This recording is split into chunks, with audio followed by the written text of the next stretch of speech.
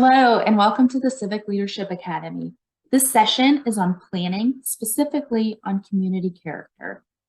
My name is Kristi Harpst. I'm the Program Manager with the Historic District Commission in the City of Charlotte's Planning, Design, and Development Department. Today, we're going to talk about both what is community character and protecting it with an introduction to historic preservation and some other tools that we have here at the city to help with protection. Before we get into that, though, we have to know what it is. So what is community character?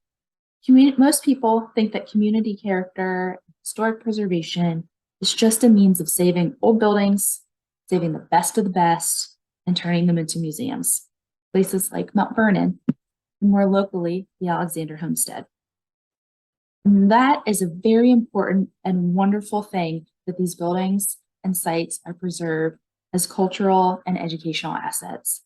But preservation and community character is so much more wide-ranging.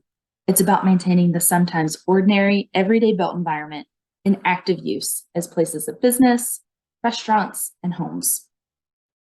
Charleston, South Carolina is one of the first places where preservation began in the United States. I hear so often people comparing Charlotte to Charleston in terms of character or buildings and saying that because Charlotte does not look like Charleston, its old and historic buildings are not worthy of being preserved. To me, that's not an equitable comparison.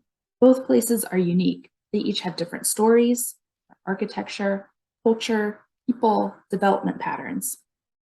So let's look at a couple other examples of community character, which is wide-ranging. It is distinctive character, and diverse places exist all over the United States. It can be things from the 6-story Lucy the Elephant in Margate City, New Jersey, or a more humble roadside, curbside ice cream stand in Fredericksburg, Virginia. More locally, it includes the Excelsior Club on Beatties Ford Road, which was named one of the top 10 most endangered places in the United States by the National Trust for Historic Preservation, a nationwide nonprofit, back in 2019. Also more locally is the Siloam School. This is a Jim Crow era Rosenwald school.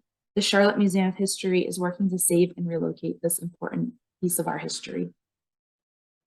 You also have tree-lined streets and mid-century architecture. This is McCrory Heights on the west side. It's home to men and women who led local Black institutions in the era of segregation, and they were key leaders nationally in the civil rights movement. It also includes places like the Atherton Mill House. This is the oldest residential structure in Dilworth. This is the last remaining mill workers' house for Atherton Cotton Mill. One of the mill buildings is now used for commercial businesses. You might know it by Anthropology and the Spice Shop that's over there. You also have places like cemeteries. This is Old Settler Cemetery in Uptown. And then you also have one of my favorites, which is the American Small House, and these are dotted all throughout Charlotte. It's also known as maybe a minimal traditional, VA house, war cottage, victory cottage. It's not a bungalow, it's not a ranch. These are houses built between the 30s and the 50s, and it was part of a larger housing phenomenon characterized by attention to design, construction, and marketing of these small houses across the country. These efforts are unique to American history and something uniquely American. No other country in the world has ever focused on small, single-family houses to such a degree. This was a new type of housing, a new way of building using mass production, and financing using the FHA and VA loans. This is found throughout Charlotte, and I often find that people are trying to transform these into something they're not, they're trying to change it into the popular bungalow. But you'll see them in Sedgefield, Cotswold, Mary Oaks, Wilmore, and even Smallwood, a neighborhood that was literally named for these type of houses. But because they are not in the trendy bungalow craftsman style, a lot of people don't feel that they're important. So how do you define community character? You look at 3 buckets: history, look at the populations, local, state, national significance of a place, You look at the environment. What are the land uses? How do people move throughout the space? What is the form and pattern? And then you look at the assets. Are there open spaces? Are there significant buildings? Are there gathering places?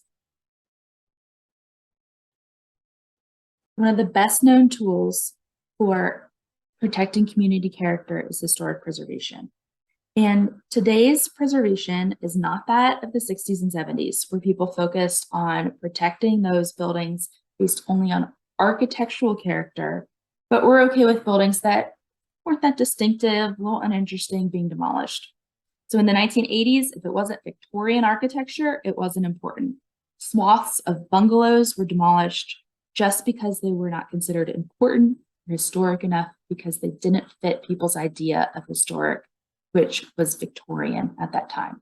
Today, like I mentioned earlier, people's idea of historic now includes the bungalow, but often forgets the American small house, the minimal traditional, the ranch houses.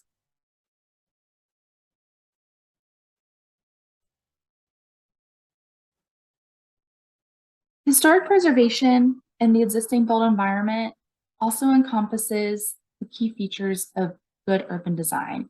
If you've listened to the urban design session, they talked about the 10 elements of good urban design, and they are all found in historic commercial areas and historic residential areas.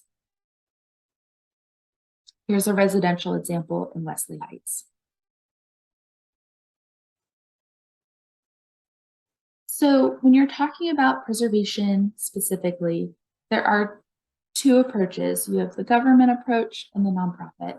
Today, I'm going to focus on the government approach, specifically focusing in on the Charlotte Historic District Commission, our office, but I am going to give you important information about the National Park Service, the National Register, and some of the federal programs, because there's often a lot of confusion between federal programs and local programs.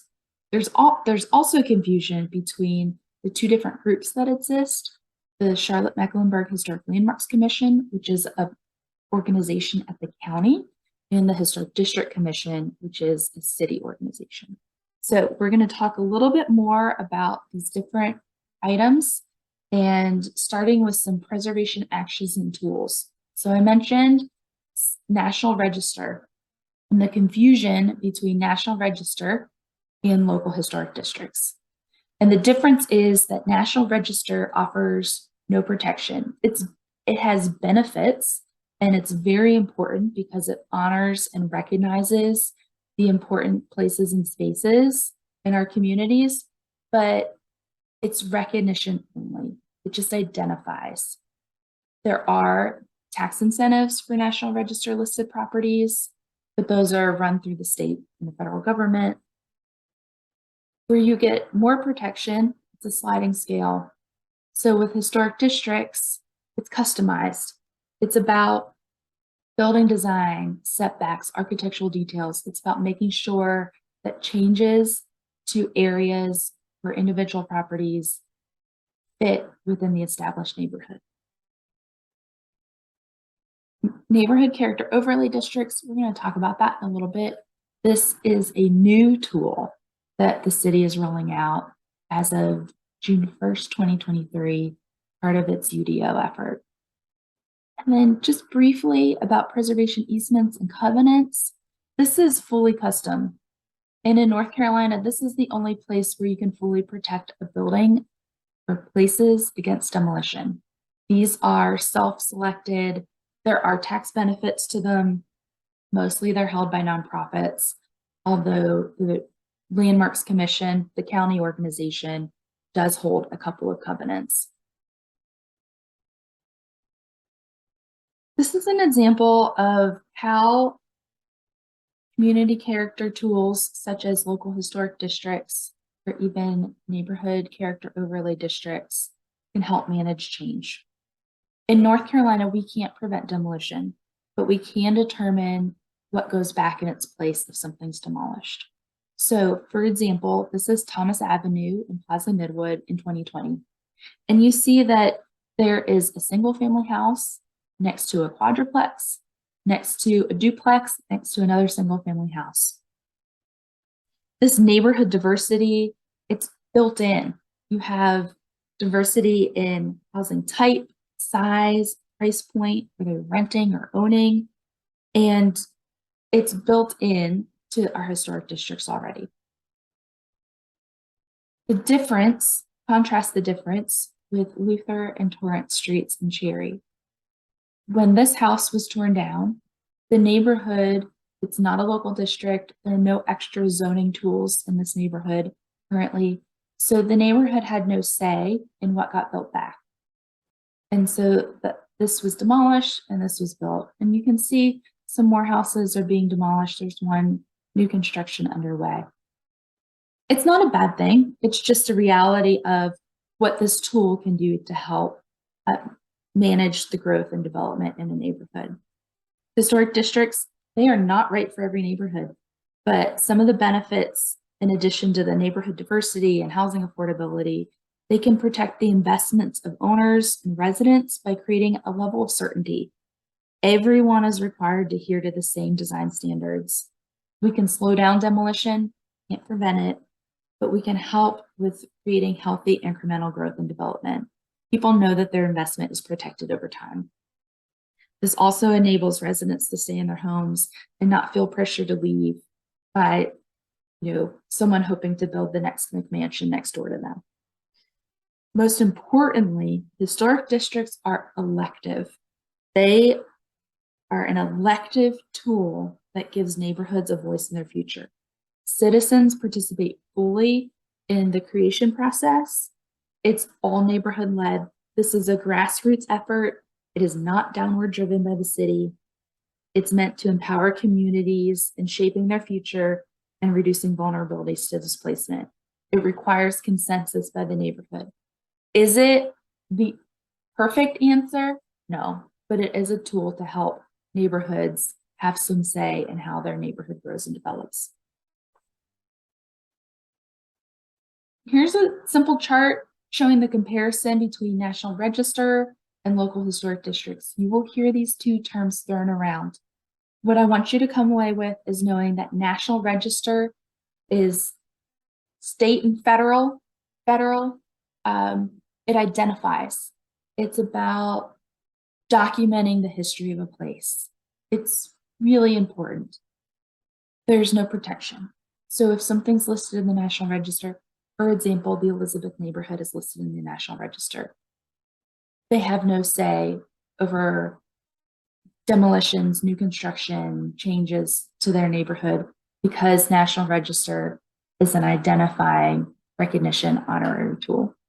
Local historic districts is where you get the protection, and it protects significant properties and the historic character of Charlotte's 6 districts, 8 districts, through a local design review process. I need to update that. McCrory Heights, 4th Ward, Plaza Midwood, Wilmore, and Oakland Park are all local historic districts. The 3 districts listed in the center, Dilworth, Wesley Heights, and Hermitage Court. Hermitage Court is a street in Myers Park. Those are both. They get both the benefits of being National Register with the tax credits that are available, and they also get the protection that local districts provides. We've already talked about the 8 National Register districts.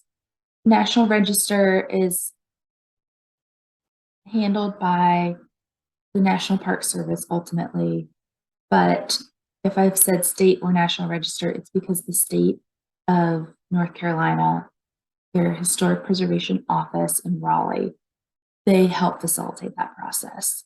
They are the gatekeepers for the National Register, and anyone seeking tax credits or even National Register listing, the first point of contact is the State Historic Preservation Office.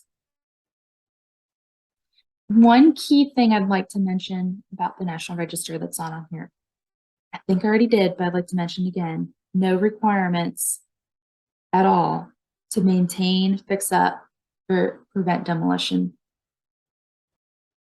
It's honorary. I already talked a little bit about the 2 different local government groups. One is the Charlotte-Mecklenburg Historic Landmarks Commission, the other, us, My organization is the City of Charlotte Historic District Commission. The difference is that the Landmarks Commission does individual properties, and the District Commission looks at entire neighborhoods. The pictures at the bottom of the screen, the Wadsworth House in Wesley Heights, the fire station in 4th Ward, and the Van Landingham Estate in Plaza Midwood, those are both. They're both designated local landmarks, and they are also in local historic districts. So when changes are made to properties, those property owners speak with both the Historic District Commission as well as the Historic Landmarks Commission, and we work together on those projects where there's overlap. The Historic Landmarks Commission, if you've heard of the property tax deferral for landmarks, it's a benefit of listing as a landmark because landmarks also review interiors. So that is one big difference between our groups is historic districts just looks at the outside of the building and a property, but landmarks looks at the inside too. And because you're letting someone comment on changes to the interior and exterior of your house, the government provides a 50% property tax reduction. Landmarks also has a revolving fund where they can buy and sell endangered historic properties, and then they place covenants or easements on the deeds when the properties are sold. Getting into more details about our local districts, this is a map showing where they are all located. Most of them are outside the city center. 4th Ward is our one that this is where everything started in the 1970s. 1976 to be exact. It was established by City Council to help with the redevelopment of 4th Ward in Uptown. And since then, the historic districts have grown in the city over the years to include Dilworth, Plaza Midwood, Wesley Heights, Hermitage Court, Wilmore, and most recently, Oaklawn Park and McMurray Heights. We have 4 planning staff. We currently have 12 historic district commission members. That's soon to grow because every time we designate a new district, that neighborhood receives representation on the commission. The other key piece of information I'd like to point out is that the historic districts, they're only about 0.5% of the total land area in the city of Charlotte. So we're not talking about a huge area. Historic districts, again, are also only created when local residents ask for them. This is not something that the city requires. It's not something that the city pursues. It is the city provides technical assistance to neighborhoods wanting to be historic districts, but it is all up to the local residents. Administration of these districts is done by the Historic District Commission, and the commission consists of membership appointed by both the mayor and city council. And they are comprised of, like I said earlier, representatives from each of the 8 districts, but they also include at-large members who are experts in their field, architects, real estate agents, contractors, landscape architects, urban designers, etc. So there's a big misconception with historic districts that we just look at the Historic District Commission, just reviews the front of buildings or anything that is visible from the sidewalk or right away. That's not true. We look at everything. We look at front, sides, backs. All reviews relate back to our design standards, which is pictured in the center here. An important distinction of our commission is that the Historic District Commission follows a quasi-judicial process. So they're acting like a courtroom when you come to one of our meetings. There is a court reporter who are sworn in to give testimony. There are findings of fact. It is a very different process than, for example, the City Council's legislative process. The other important distinction is that because it functions like a court, applicants, neighborhood residents, they can't talk about projects to individual commissioners outside of a meeting. All information about all projects has to be presented in an open public forum during the meeting. Neighborhood representatives, applicants, anyone wishing to speak on a project, they are absolutely welcome and encouraged to talk to the commission and attend our meetings and provide information. But that's a very important distinction, because I know city council and our elected representatives, that they're always having conversations with the community. And that's so important that we have these different aspects of government. So getting back to what we do and don't require for review, we don't look at style of new construction. We don't look at color, painting, unpainted masonry. We don't review roofing changes. 99% of the buildings in the districts have asphalt roofs. So unless you have a slate roof or a tile roof, you don't need to talk to us to update your roof. Any sort of repairs, routine maintenance, foundation repairs.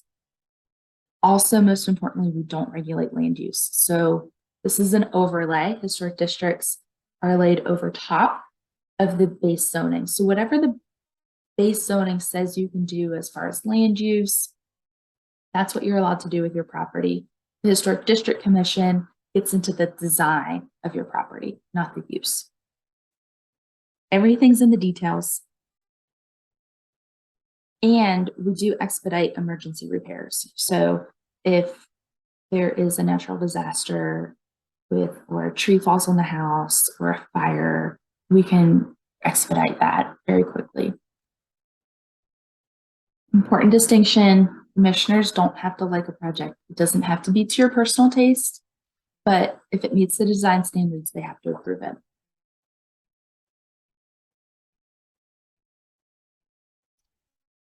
Things can go two different ways with applications for changes to a property or building.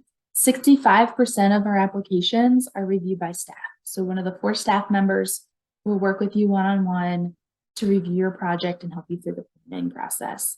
And staff can look at everything from garages, fences, walkways, driveways, patios, fire pits, swimming pools. The only thing staff can't review is we don't review demolition, major additions that are taller and wider, new construction. You can't sign off on changes to the fronts of buildings, or painting unpainted masonry, or the removal of large canopy trees. All of that the commission reserves for their own review. And those are what's reviewed at the monthly meetings, the second Wednesday of each month. And that's where the commission follows their quasi-judicial process that I explained earlier. Once your project is reviewed, whether it goes to the commission for review or you're simply working one-on-one with staff for a desk review, you get issued something called a certificate of appropriateness. And that details the approved project, both in written form and in the stamped plans. And then once it's approved, if it's a big project, we also send out this placard that you can post with your building permit to let all your neighbors know that you went through the historic district process for review. We also work closely with zoning enforcement staff to make sure that they have all this information, and the permitting staff, because there are holds on all building permits on all properties within designated local historic districts. So if you need a permit for a project, you won't be able to obtain your permit without talking to the Historic District Commission first. Another reminder that we don't regulate style, color, and we can't prevent demolition. And that people do not have to like a project, that if it meets the design standards, it can be approved. These are the 3 biggest and land use misconceptions about historic districts. So you can see all of these crazy painted houses. These are not in Charlotte. Some of them are in America and some are actually in the UK. The building at the bottom, this is a new construction in the Dilworth Historic District. It was very polarizing when it came through the commission for review because it has this modern aesthetic, but it included things like the setback matched the neighbors. It has a front porch, the eave lines align, the height it fits in. So this is an example of the style is different than most of what you find in Dilworth, but we don't regulate style. It met the design standards, so the commission approved it. I'm going to talk to you a little bit more about all those features I just mentioned for that new construction project. And these are all found in our design standards. We updated the design standards back in November of 2017 and again in December 2021 to include standards for mid-century architecture, multifamily, and commercial non-residential standards for new construction. This is a living document. This is not stagnant. It doesn't get put on the shelf. This is used every single day for every single project review. And it's meant to be very user-friendly. Our design standards pre-2017 had some photographs and bulleted lists. It did not have images, descriptions, and illustrations of what we mean by all of these elements. I'm going to talk about a couple elements. These are not, we're not going through the whole design standards, but just to give you some real life examples about what the Historic District Commission does. So scale.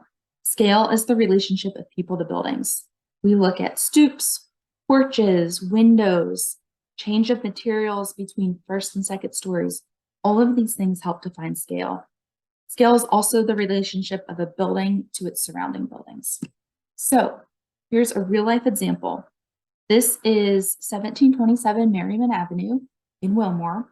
If you drive by, it does not look like this anymore.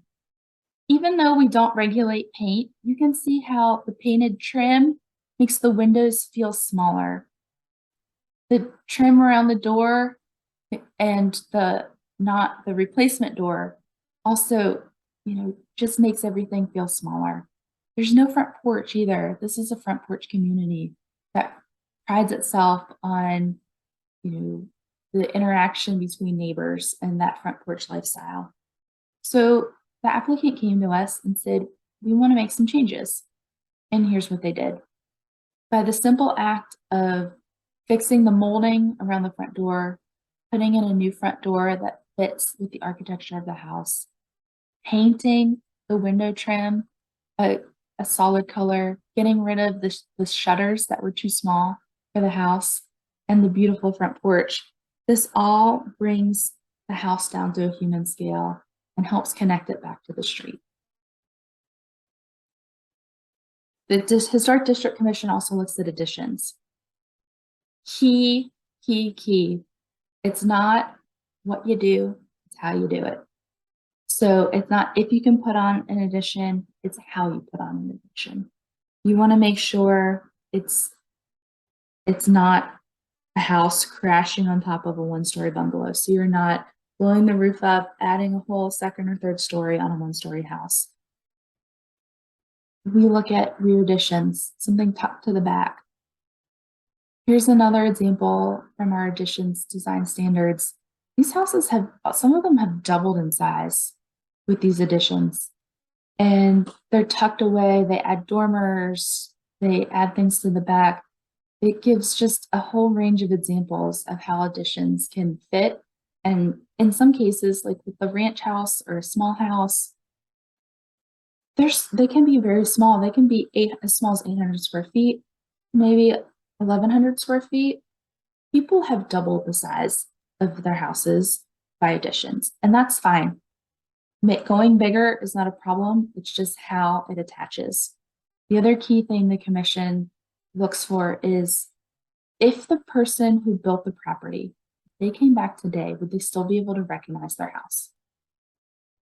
So this is a good example of if the person who had this house built and first lived in this house, if they came back today, would they recognize their house? So this is before, looks pretty bad. It's missing some windows, lots of glass. I want you to take a look at this picture window here and this here. You can see how small this house really was. But they more than doubled the size of the house. They bumped out and then bumped back in. So you can still see where the original house existed. And they also took inspiration in the form of the windows and used it in other spaces in the house. This is a beautiful addition. It's on a corner lot, so it did require full commission review. And it would have required full commission review on any lot because it bumped a little wider, but that's not a bad thing. Bumping wider was the exact right thing to do here.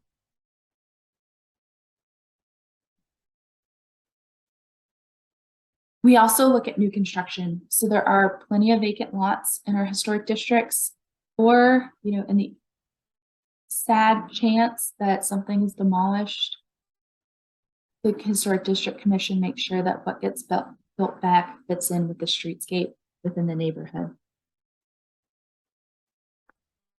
They review all of these elements to make sure that the new building fits in with its neighbors.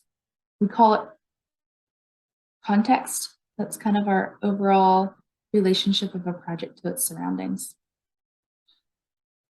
One of the things on that list was setback, and setbacks vary street to street. That's why context is so important. The context of a street with deep setbacks, this is an example of, I think they pulled this from like Dilworth Road, and with the big mansions and the deep setbacks. Then you have examples like West Park Avenue, East Park Avenue, Tremont, Worthington, Kingston, even Walnut and Grandin over in Leslie Heights. So, and how the setbacks are much closer to the street, closer to the sidewalk. So it all depends. If you're building a new house on a street like this, you won't give it a setback like this because it won't fit in with the rest of the street. Setbacks also, like I just said, setbacks vary neighborhood to neighborhood. And this is Fourth Ward. The setback is so different. The houses are right on the sidewalk in Fourth Ward. So you also wouldn't want, if one of these houses was demolished, you would want to make sure that the new house met the same setback. Setback's different on Merriman Avenue in Wilmore. They also look at spacing, the space between the side yard, between the houses. And they also vary street to street within neighborhoods. So you can't say, Dilworth has a spacing of X because everything varies by the street that the building is on. This is an example of setback and spacing along Charlotte Drive in Dilworth. The other important thing is orientation. Where's the front door? Can you find the front door?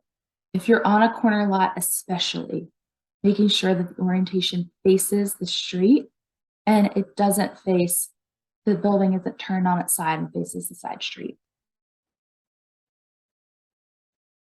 Height and width is a big one, and it's not just the overall height, but do the building elements align? Does the foundation align? The tops of the windows, the eaves, the roof. So this is a real life example just showing the differences between an existing historic structure and new construction. This is not in a local historic district in Charlotte. It's also not a value judgment on the design of the new construction. It's more of an illustration of some of the different elements that have changed with the new construction, but that existed previously at the established streetscape. So they're good on setback. They've met the same setback. There's a front walkway here that you can't see, but you definitely see where the front door is. Here, the front door is more hidden. There's no connectivity to the front sidewalk. The automobile is prioritized over people. On this street in particular, driveways were to the side for access from alleys in the rear, but here it's completely changed by adding the front loaded garage. The foundation's really tall. It's almost as tall as the first level of this house. You have kind of a disjointed awning instead of a seamless awning. And then you also have a barrier between the house and this sidewalk.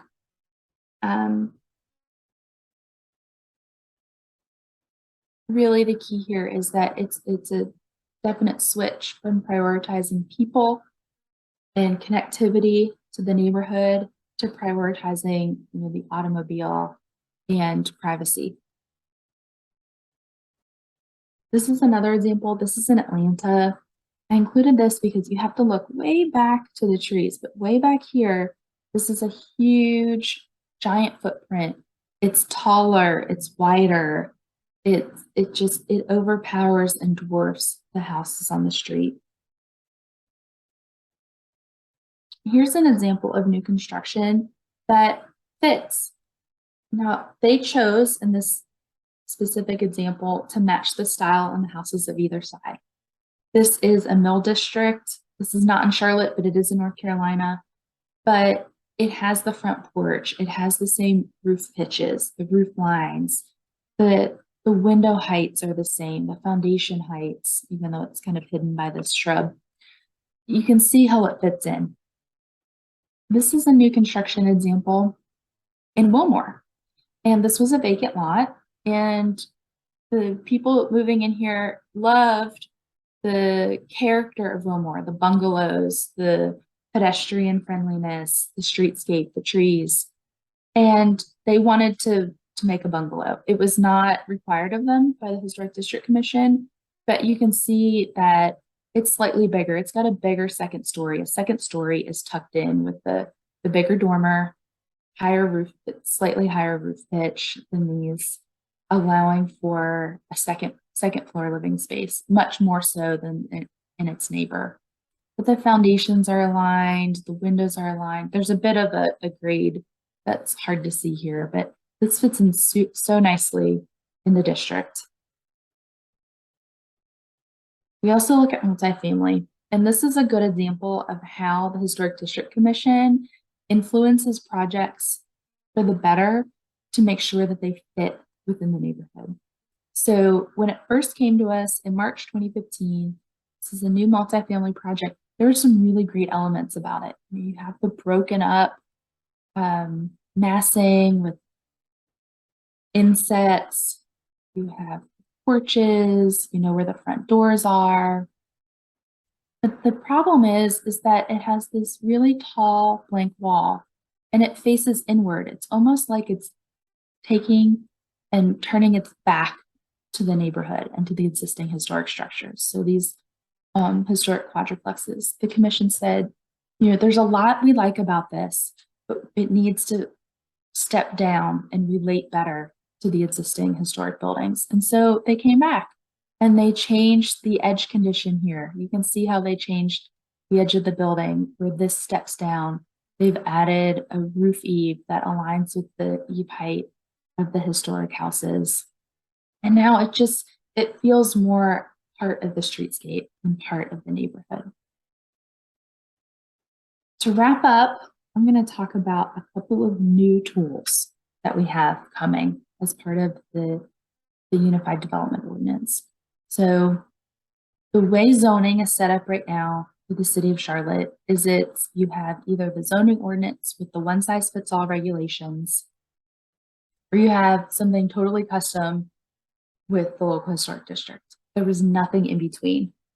This is the missing middle piece in the city's current zoning regulation. And I have to give a shout out to past participants in the Civic Leadership Academy and the Community Planning Academy, because they were the ones that advocated for a change. They asked, when I would do this presentation, and I would say, well, here's what you have with local historic districts. So often the question would be, well, what else is there? What can we do? What if we're not ready for a historic district? What if we don't want to be a historic district? What if historic district isn't right for my neighborhood? What else can we do to help guide the growth and development of our neighborhood? And my answer up till now had been not much. You can advocate for zoning changes. You can, organize locally with your neighborhood to do some placemaking projects. But as far as slowing down development, it is so market driven that you have no say over, what happens on your neighbor's property. So the neighborhood character zoning overlay was created. It was based off of Raleigh's. There's some in Greensboro. I believe Winston has one. We evaluated them all over the state and came up with, and in these other places in the state, they're called neighborhood conservation districts, but conservation seems to imply more of an environmental connotation rather than what we're really looking for is character, keeping neighborhood character. The goal truly is to reduce the conflict between new construction and existing development in a community. And it's customizable by neighborhood. You can't regulate appearance because of North Carolina state law. What you do is you can regulate the box that a building goes in, the setback, the height, the orientation, where the parking goes. So, for example, take a ranch house neighborhood, for example. They have really deep setbacks and heights of 18 to 21 feet tall. Base zoning allows for a height of a 40-foot tall house. So if neighborhoods think that the setback and height is really important, so if something gets demolished or there's a vacant lot, they can put in place a neighborhood character district to regulate the setbacks and height and to make sure that those are custom to their neighborhood. It's an overlay. It's a more restrictive than what zoning allows for everything zoned a certain way. The other one to point out is the Historic District Streetside. This is a new tool as well as part of the video. And Raleigh, as far as we know, is the only other city in the state that has this tool. They have implemented it. One neighborhood has asked for it in Raleigh, but we thought it's almost like, let me go back to the slide. It fits kind of right here in between neighborhood character and local historic district, because while it does look at everything for local historic districts look at, it's limited to the first 50% of the lot and 50% of the house. Unless you're going taller or wider, unless you're new construction or on a corner lot. So there are a few exceptions, but if you are located in the center of a block and you want to do a new fence, a new swimming pool, a garage, a shed, a patio, anything in your rear yard, even a one-story addition off the back, and it's behind the first 50% of the house, have at it. No review is required from the Historic District Commission. So this is a new tool. It does not apply to any of the existing designated districts. It is just simply another option in the future for other neighborhoods who might be interested in a less restrictive form of a historic district. And just one more highlight on neighborhood character overlays. The optional standards, it's a menu of choices. You can pick one, you can pick all, but it's all based on what's on the ground in your community. So if you want to regulate setbacks and zoning says your front yard setback has to be 20 feet, but every house in your community has a setback of 50 feet, you can set that as the setback requirement for new construction. You cannot regulate appearance in character overlay districts, materials, doors, windows. But it does just help make sure that a larger building, maybe that overpowers existing residential homes, doesn't get built in your neighborhood. And it's not a silver bullet. It's not the only answer. It's just one tool to help empower neighborhoods in maintaining the growth and development of their community. So that's all I have. I want to thank you for joining me this afternoon and talking about historic districts and community character. And hopefully you took away the difference between National Register and local district, between the Charlotte-Mecklenburg Landmarks Commission, which is an agency of the county, and the Local Historic District Commission, which is the city, and some tools for protecting community character. Thank you so much.